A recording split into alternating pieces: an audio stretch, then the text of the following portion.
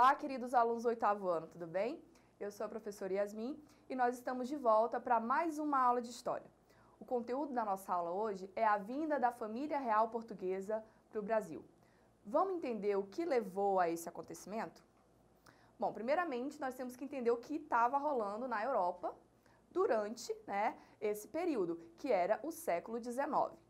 Nós sabemos que na aula passada, nós estudamos que o Napoleão Bonaparte havia conquistado uma boa parte da Europa, e, por conta disso, queria mais poder e mais riqueza. Lembra que a gente falou lá nas colônias espanholas que o Napoleão Bonaparte havia destronado o rei da Espanha? Pois é, foi nesse período aí, nesse contexto, que ele destronou o rei da Espanha, que ele também vai invadir Portugal. Por que Napoleão invadiu Portugal? Bom, Napoleão criou o chamado bloqueio continental, que era uma proibição, um bloqueio criado em 1806, com o objetivo de atingir economicamente a Inglaterra. A Inglaterra, naquela época, pessoal, era a nação que estava se industrializando, ela estava bem despontada economicamente, então Napoleão queria esse poderio econômico. A Inglaterra não se submetia a Napoleão, por isso ele criou o bloqueio continental, proibindo todas as nações europeias de comercializarem com a sua rival, a Inglaterra. Aquelas nações que descumprissem o bloqueio continental seriam invadidas pelas tropas napoleônicas. Observa aí no mapa. Todos esses círculos, toda essa área circulada aí, simboliza o bloqueio continental. Foram as nações que respeitaram o bloqueio. Veja que a Inglaterra, ali a ilha da Grã-Bretanha, estava do lado de fora, porque era a grande inimiga. Bom, Portugal tentou se manter neutro o máximo de tempo possível. Só que a Inglaterra estava pressionando os portugueses a ficarem do lado deles. Lembrando que os portugueses e os ingleses, Inglaterra e Portugal, tinham relações amistosas há muitos séculos, fora as relações comerciais aí. Então, Portugal não tinha condições de enfrentar Napoleão sozinho e, por isso, acabou aceitando a proposta da Inglaterra de fugir para a sua colônia, na América, que era o Brasil, certo? Então, Dom João VI, naquela época, era o príncipe regente de Portugal. E isso, por que ele era príncipe regente? Porque ele ainda não era rei, A sua mãe, a rainha Maria, ainda estava viva, mas não tinha condições de governar. Por isso, ele era o regente, certo? Então, essa relação de amizade entre Inglaterra e Portugal, levou os portugueses a virem para a América.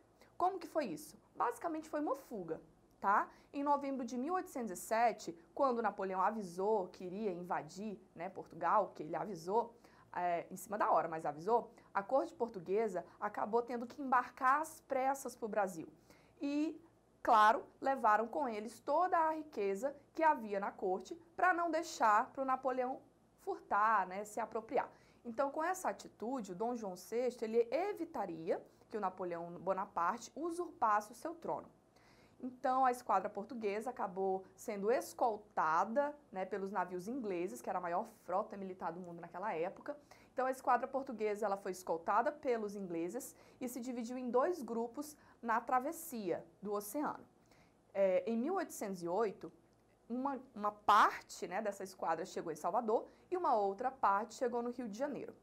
Então, esses navios, gente, eles iam carregando, além das riquezas como vinho, ouro e todas as coisas preciosas, de valor que haviam na corte, também levou quase 15 mil pessoas, não de uma vez, claro, em várias viagens, pessoas pertencentes à nobreza portuguesa. Então, devido à descoberta da extração do ouro no Brasil, lá na região das Minas Gerais, o Rio de Janeiro agora era a capital do Brasil, não era mais Salvador, certo? Por isso que foi dividido aí as esquadras, certo? Os navios portugueses, eles vinham carregados de riqueza e vinham escoltados pelo menos a metade do caminho pelos navios ingleses, que era a proteção.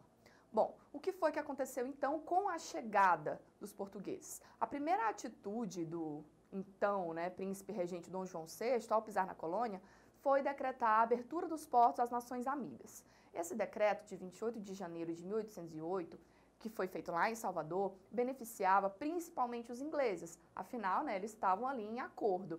Essa medida favorecia o comércio dos produtos ingleses diretamente com a colônia, sem precisar ir para a Europa primeiro. Então, ficava bem mais barato para os ingleses. Assim, a gente teve uma presença muito forte desses produtos importados na colônia, E outra coisa muito importante é que acabava com o pacto colonial, aquela obrigatoriedade de só comprar da metrópole, né? O Brasil só podia comprar produtos da metrópole e fornecer produtos para a metrópole, que era Portugal. Com esse tratado, isso não era mais vigente. Nós poderíamos, aqui no Brasil, também comercializar com os ingleses. Além desse tratado, em 1810, tiveram outros 2 tratados que também vão favorecer os ingleses, que são os tratados de paz e amizade e o tratado de navegação e comércio, que diminuía as tarifas, né, para os produtos ingleses. Bom, aí o que vai acontecer? Agora que a família real vive na colônia, não podemos mais chamar de colônia. A colônia, que então era o Brasil, teve que ser elevada à categoria de Reino Unido. Não só porque um rei não poderia governar de uma colônia, como também porque Napoleão foi derrotado na Europa. E agora vai ser feito um congresso chamado Congresso de Viena, onde todos os países europeus irão decidir os rumos da Europa, irão redistribuir tudo o que o Napoleão havia desorganizado, digamos assim.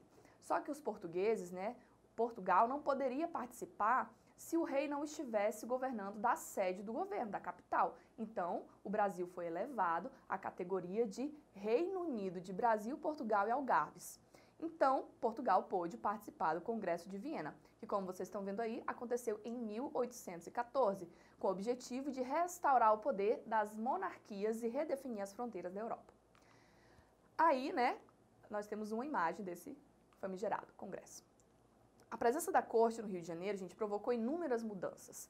Por exemplo, a presença dos nobres mudou um pouco da forma como as pessoas viviam, se comportavam, até as vestimentas. Aí a gente está vendo um episódio chamado de beijamão, né, em que o rei ele ficava lá sentado esperando as pessoas se aglomerarem e fazerem filas para cumprimentar o rei. Então, da moda até o comportamento e os hábitos alimentares, tudo foi modificado com a presença da coroa. O Rio de Janeiro, que agora era a capital do Brasil, teria que ser modernizado. Então, o príncipe regente vai iniciar esse processo de modernização do Rio de Janeiro. Vai ter aí a criação do Banco do Brasil, da Biblioteca Real, a construção do Jardim Botânico, a criação da imprensa régia, que é uma imprensa criada basicamente para falar bem do rei, né?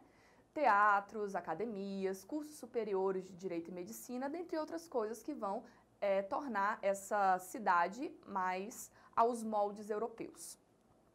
Como você pode ver aí, a população de escravos também era muito grande no Brasil, né? Afinal, explorava-se ainda a cana-de-açúcar e outros produtos agrícolas. 12 mil escravos e 16 mil estrangeiros. Olha como a população cresceu. Então, isso também vai provocar crise, certo? Desabastecimento. Assim, os produtos alimentícios eles vão ficar mais caros. Uma outra coisa muito interessante que a gente tem que lembrar é que, com a modernização da cidade, a corte precisava morar, aliás, os nobres, né, precisavam morar em algum lugar. Assim que eles chegaram no Brasil, não haviam residências grandes, modernas. Então, vagas, né? E aquelas que já existiam, que pertenciam a pessoas mais ricas, elas acabaram sendo ocupadas, né, pela corte. A sigla PR, que significa príncipe regente, era colocada nas portas dessas casas e as famílias que nela viviam tinham que se retirar, cedendo a casa para a corte portuguesa. A abertura das estradas também vai acontecer, né, para acabar um pouquinho com o isolamento, né? Também foi feito alargamento das ruas públicas, pinturas, modernização de fachada, transformação mesmo da cidade do Rio de Janeiro em algo mais aos moldes europeus. Além disso, né, nós vamos ter um pouquinho de mudança aí no aspecto da vida das pessoas. Só que algo não muda. A escravidão não vai ser abolida, né? Então isso continua. O comportamento das pessoas vai se tornar mais refinado devido à presença da corte, né? Vai haver uma intensificação da exploração da cana-de-açúcar no Brasil, por isso vamos ter um aumento de número de escravos. E isso acontece por conta das revoluções lá no Haiti, né? Os revolucionários tacaram fogo nos canaviais e assim, o que acontece? Nós vamos ter um aumento de números de escravos aqui, porque há um aumento da exploração da cana-de-açúcar também. Outra coisa super bacana e interessante que a gente tem que falar é a Revolução Pernambucana e a Revolução do Porto. Foram duas revoluções que aconteceram nesse contexto. A Revolução Pernambucana de 1817 vai tentar separar Pernambuco do resto do Brasil, ou seja, da colônia, porque os pernambucanos, né, com as ideias iluministas, com as ideias revolucionárias da Revolução Francesa, não queriam mais se submeter aos desmandos da corte. Afinal, eles já estavam passando necessidades, porque os produtos eram muito caros e o governo brasileiro, ou no caso o governo português, não estava nem aí para a região do Nordeste.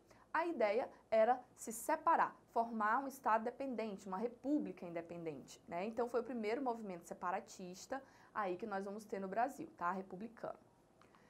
E, claro, não podemos deixar de lembrar que nós vamos ter os mártires da Revolução, como o Frei Caneca, por exemplo. Na Revolução do Porto, foi uma revolução que aconteceu lá em Portugal, tá? Os portugueses estavam insatisfeitos com a ausência do rei, começaram a exigir a sua volta, caso contrário ele seria destronado. Os portugueses então exigiam que o rei voltasse e construísse a primeira Constituição. E assim aconteceu. O rei voltou para Portugal, né, construiu a Constituição, caso contrário ele iria deixar de ser rei, e assim o Reino Unido vai ser desfeito e o Brasil vai voltar à categoria, né, de colônia. Essa Constituição, gente, é importante lembrar, limitaria os poderes do rei. Então, em 1821, Dom João acaba voltando para Portugal e deixando seu filho, Dom Pedro I, no seu lugar, governando o Brasil, mas isso aí já é assunto para a próxima aula. E aí, gostou da aula? Vamos exercitar o que nós aprendemos hoje? Nessa primeira questão, nós temos, em 1808, a família real portuguesa se transferiu para o Brasil e essa transferência está ligada a qual fator? A tentativa portuguesa de impedir o avanço inglês, a disputa entre Inglaterra e França pela hegemonia da Europa, a perda por Portugal das suas colônias na África, a descoberta recente de ouro em Minas Gerais ou a intenção portuguesa de proclamar a independência no Brasil? Se você respondeu a letra B, você está correto.